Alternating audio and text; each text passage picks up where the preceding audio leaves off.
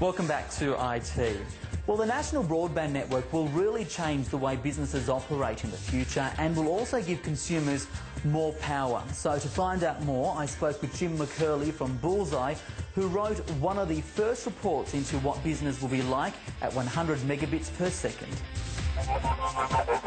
Well, I think there's going to be democratisation of the way people do business. I mean, one of the things about making information available and more readily available to a whole range of sources is of course, you get the interaction, you get the contribution to the creation of knowledge, you get the sharing of know-how. It's a completely different environment. I mean, traditionally we've had labour and capital as being the source of economic power.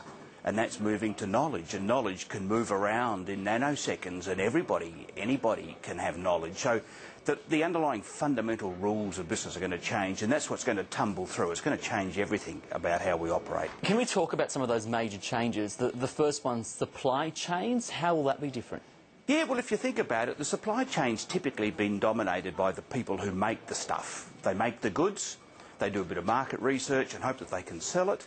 They push it out there, they get a big marketing campaign and they push the brand out to the consumer and you know, if the product works, the consumer buys it.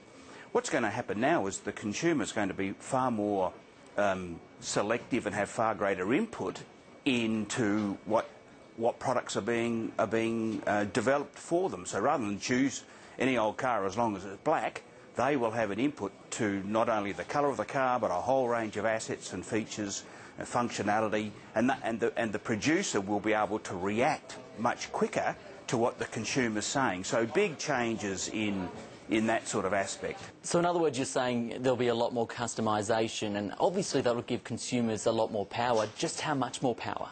Well, that's interesting. I mean, Adam Smith, one of the fathers of economics, talked about the invisible hand, which was, his theory was that at the end of the day, when demand met supply, that the good of the country was looked after and the good of the consumers were looked after.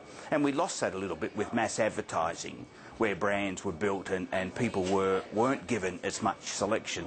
You're going to see it a lot more. People will react, suppliers will react and be a lot more responsive to consumer power. How far it will go, it will vary according to the product.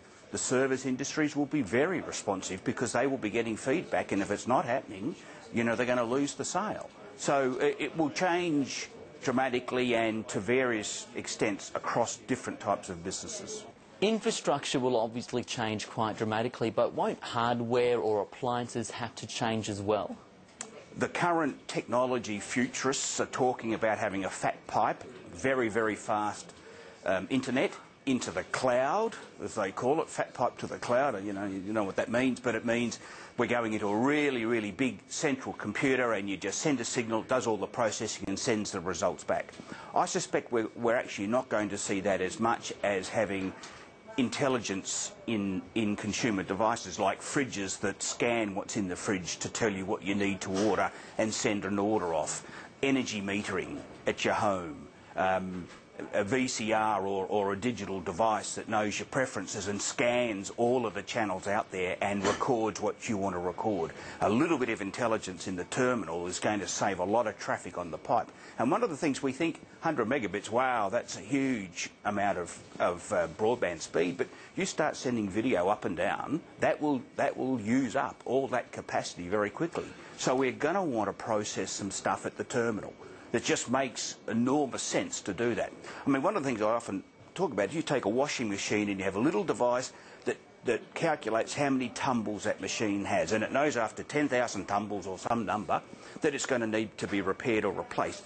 Ping, little signal goes out over the wireless to the manufacturer. The salesperson makes one and only one call to the owner to say, your washing machine's due for replacement, can we come and do it? That's the advantage of having a little bit of intelligence in the terminal, and I think that's where we'll end up for sure. Is there anything businesses can start to do now to prepare themselves for this change? Because isn't it going to be quite expensive to implement all these changes? I don't know that it necessarily will be, because the way that business will go about it, instead of buying hardware and applications, they'll move into what is known in the industry as software as a service model, so that they will just rent what they need. They will just pay a monthly fee for the service.